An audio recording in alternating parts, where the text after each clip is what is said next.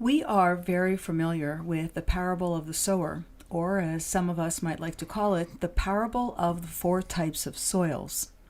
While we are quite sure that the first ground represents the heart of an unbeliever and the last ground represents the believer, where do we place the middle two conditions? They almost look like those who are sitting on the fence in terms of their faith. So into which camp do they fall? Thank you. This is a very important question, since it is the first parable of the kingdom or of the era we are presently living. Contextually, we are at a point when the religious leaders have rejected the Messiah, and so a new calendar is given. Since the Messianic era will not be established right away, what will the era look like in the meantime? What follows are 7 parables of the new kingdom that was to be established. These are prophetic illustrations of how this era would look like from this for this past 2000 years and continuing on until the kingdom or the Messianic age will be established at the second coming.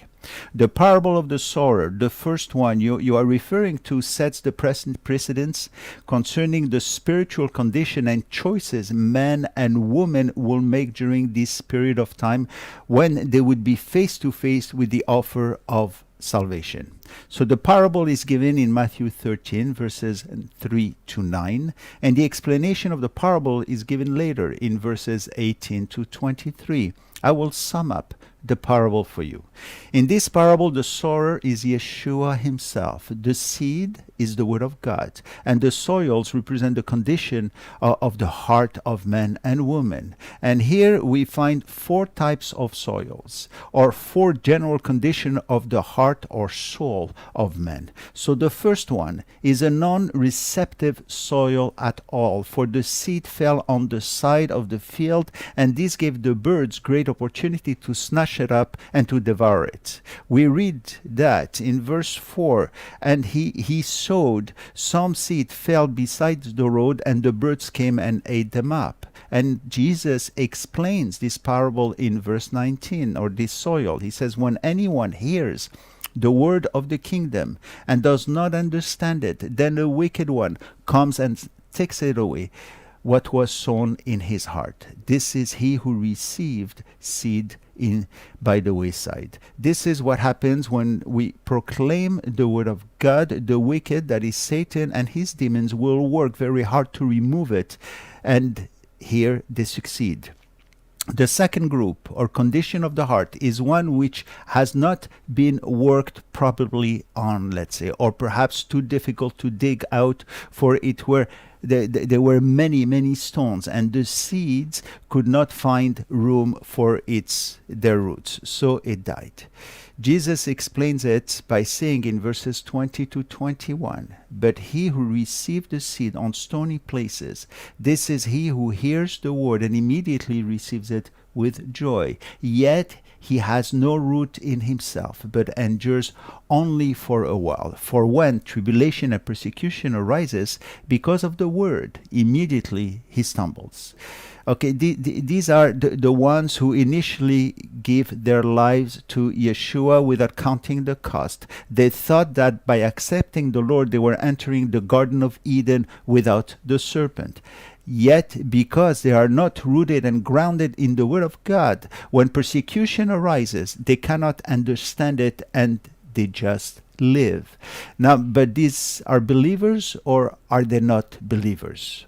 Let's look at the third condition of the heart. This one describes the seeds which fell among the thorns. This ground was already laden with weeds, spreading its own seeds, like latent time bombs ready to go off. What happens then is that the good seeds is choked up, and it cannot grow. Yeshua explains it in verse 22. He says, now he who received the seed among the thorns is he who hears the word, and the cares of this world and the deceitfulness of riches choke the word, and he becomes unfruitful. This is representing the third soil.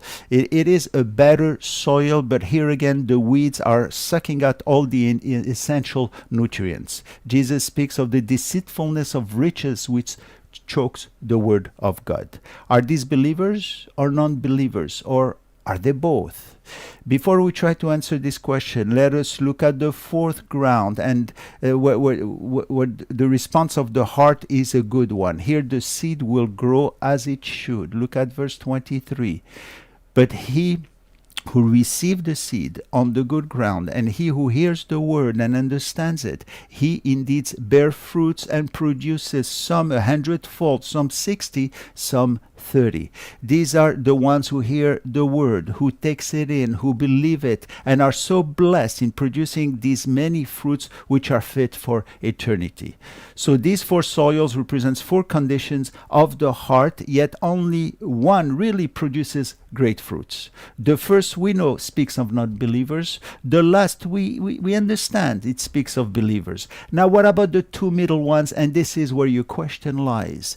The strange thing about it is that when you read commentaries from sound men of God, they don't always agree. Some say that these two middle grounds correspond to believers, while others say it cannot correspond to believers.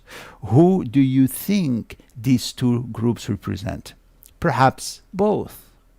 A problem that often rises in congregations is that at some set point believers and unbelievers are so much alike that we cannot differentiate them anymore.